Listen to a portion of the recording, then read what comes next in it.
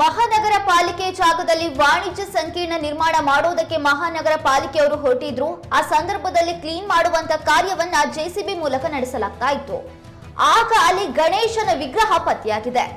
ಮೇಲ್ನೋಟಕ್ಕೆ ಈ ಗಣೇಶನ ವಿಗ್ರಹವನ್ನ ನೋಡ್ತಾ ಇದ್ರೆ ಇದು ಬಹಳ ಹಳೆಯ ಗಣೇಶನ ಮೂರ್ತಿಯ ಹಾಗೆ ಕಾಣ್ತಾ ಇದೆ.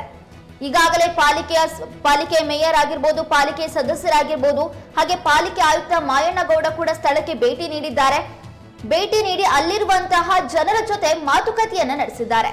ಅಲ್ಲಿರುವಂತಹ ಜನರು ಇಲ್ಲಿ ಗಣೇಶನ ವಿಗ್ರಹವನ್ನ ಪ್ರತಿಷ್ಠಾಪನೆ ಮಾಡಬೇಕು, ಒಂದಿಷ್ಟು ಜಾಗವನ್ನ ಬಿಟ್ಕೊಟ್ರೆ ನಾವು ಗಣೇಶನಿಗೆ ಒಂದು ದೇವಸ್ಥಾನವನ್ನ ನಿರ್ಮಾಣ ಮಾಡ್ತೀವಿ ಅನ್ನುವಂತ ಮಾತನ್ನ ಹೇಳ್ತಾ ಇದ್ದಾರೆ.